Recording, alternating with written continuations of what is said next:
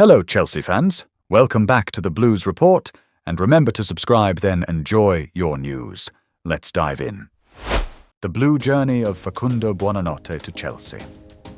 The story of a football transfer is rarely a simple transaction of numbers, clauses, and signatures. Behind the headlines that erupt on social media and the dramatic "here we go" confirmations from journalists lies a weaving of ambition, emotion, strategy, and fate. When Fucando Buonanotte, the gifted Argentine attacking midfielder, sealed his transfer from Brighton and Hove Albion to Chelsea Football Club, it became more than just another chapter in the sprawling narrative of Stamford Bridge's new era. It became a story of youthful determination, the promise of artistry, and the relentless pursuit of excellence that has come to define Chelsea's project in the mid-2020s. The early whispers. In the spring of 2025, as the Premier League campaign began to tilt toward its decisive months, whispers filled the corridors of recruitment departments. Chelsea, under new sporting leadership, had set their sights firmly on building a squad that was not only young and dynamic, but also imaginative, capable of creating the unexpected. Names flew around the scouting offices: South American starlets, Bundesliga midfielders, French wonder kids. But one name stuck persistently: Fucando Buonanotte. At Brighton, Buonanotte had grown into something more than a promising talent. He was their heartbeat in transition, a silky dribbler capable of ghosting past defenders, a clever playmaker who thrived between the lines, and a fearless competitor despite his slender frame. By the age of 20, he was already being spoken of as one of Argentina's finest exports since the golden crop of Lionel Messi's successors. Clubs across Europe had taken notice. Atletico Madrid sent scouts, Barcelona inquired, and Inter Milan expressed admiration. But Chelsea's intent was different.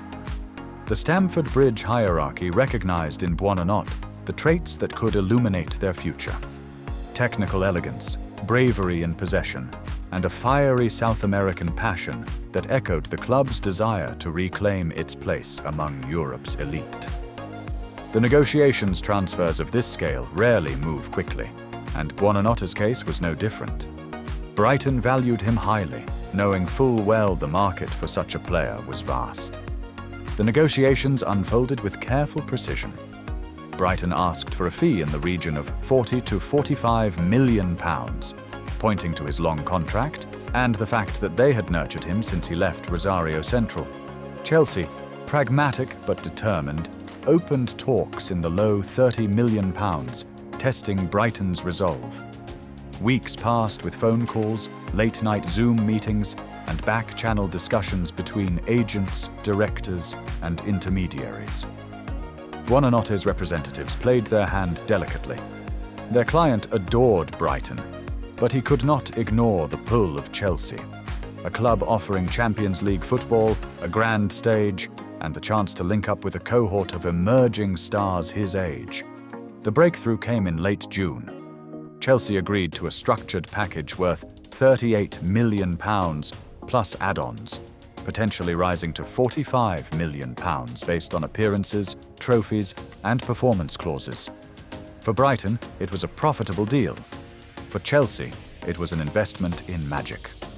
Arrival in London on a warm July afternoon, Fucando Buonanotte arrived at London Heathrow, his hair swept back, a modest backpack slung over his shoulder, accompanied by his father and his long-time agent.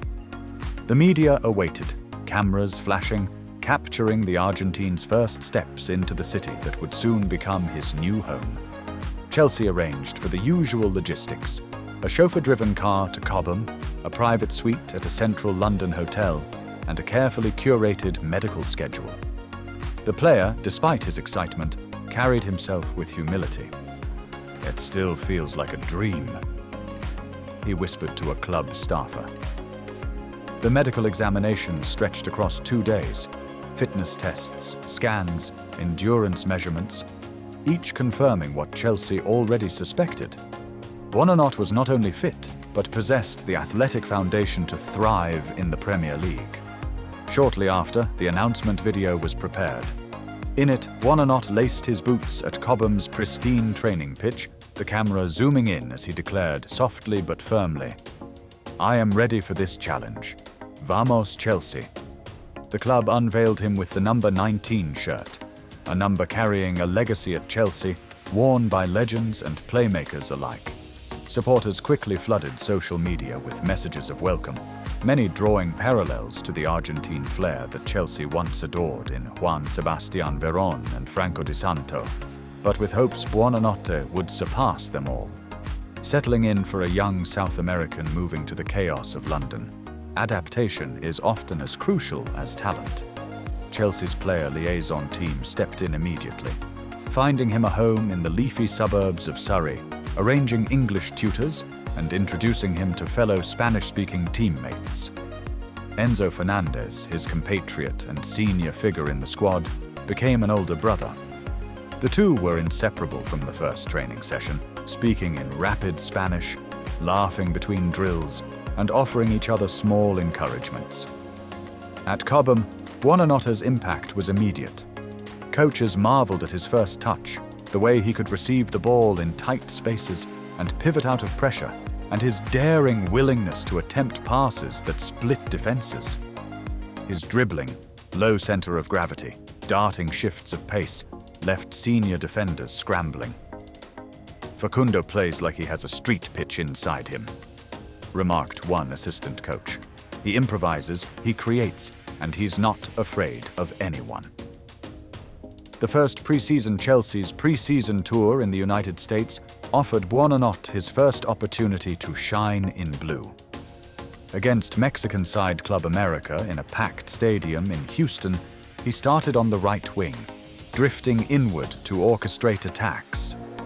In the 27th minute, he cut inside on his left foot and slipped a perfectly weighted through ball to Cole Palmer, who finished coolly. It was only a friendly, but the Chelsea supporters in the stands roared as though it was a Champions League night. In the following match against AC Milan, Buonanotte scored his first unofficial goal, a curling effort from the edge of the box, celebrating by pointing to the badge and then lifting his fingers to the sky, a gesture to his family back home in Rosario. By the end of pre-season, newspapers were running headlines: "Buonanotte the brightest light of Chelsea's tour. Premier League debut." The Premier League debut arrived in mid-August, away at Goodison Park against Everton. The atmosphere was hostile, the tackles ferocious, but Buonanotte did not shrink. Starting on the right side of a midfield three, he buzzed with energy, pressing relentlessly, demanding the ball, and linking beautifully with Estevao and Palmer in attack. In the 62nd minute, with Chelsea leading 1-0, he picked up the ball near halfway, glided past two defenders with ease, and lofted a delicate chip over Everton's back line for João Pedro to run onto and score. The assist sealed the game, and Buonanotte walked off to applause from the travelling Chelsea faithful. His name was already being sung. Building chemistry. As the weeks passed, Buonanotte's role within the squad deepened. He was versatile, capable of playing as an advanced midfielder, a right-sided playmaker, or even as a false nine in certain tactical schemes. His connection with Enzo Fernandez became the heartbeat of Chelsea's midfield, two Argentines orchestrating play with flair and precision. Off the pitch, he was known for his quiet demeanor, preferring evenings at home with family and teammates rather than the glitzy London nightlife. He grew particularly close to Estevao, the Brazilian teenager who had also joined Chelsea, and the two South Americans bonded over shared cultural roots. Supporters affectionately nicknamed them La Nueva Magia, the new magic, hoping they would light Stamford Bridge for years to come. The Stamford Bridge moment. Every signing needs a defining early moment, a memory that binds them to the supporters forever. For Buonanotte, it arrived on a crisp autumn evening under the lights at Stamford Bridge against Tottenham Hotspur. Chelsea were trailing 1-0 when, in the 78th minute, Buonanotte picked up the ball 30 yards out. He jinked past one Spurs midfielder, played a 1-2 with Palmer, and unleashed a swerving strike into the top corner. The bridge erupted. He sprinted to the corner flag, arms outstretched, his teammates swarming around him. In that instant, he was no longer just a promising signing. He was Chelsea's Buonanotte, a player who had written his name into the lore of the West London derby. A broader impact beyond goals and assists, Buonanotte brought something intangible to Chelsea: unpredictability. Defenders could not easily read him. Managers found it difficult to mark him out of games. His style lifted those around him, and his work rate won admiration from the more pragmatic fans who often demand grit as much as flair. The Argentine media followed his progress closely, hailing him as a future regular for the national team, alongside Lionel Messi's spiritual heirs. At Stamford Bridge, his shirt sales soared, his name chanted by children and lifelong season ticket holders alike. Legacy in the making, the story of Fucando Buonanotte to Chelsea is still being written. Transfers are not judged in weeks or months, but in seasons, perhaps decades. Yet from the moment he walked into Cobham, from the way he enchanted in pre-season, from the night he struck against Tottenham, it was clear that this was more than just another signing. Chelsea had not simply bought a player, they had invested in artistry, in joy, in the promise that football at Stamford Bridge could once again be a stage for creativity as well as power in Chelsea win.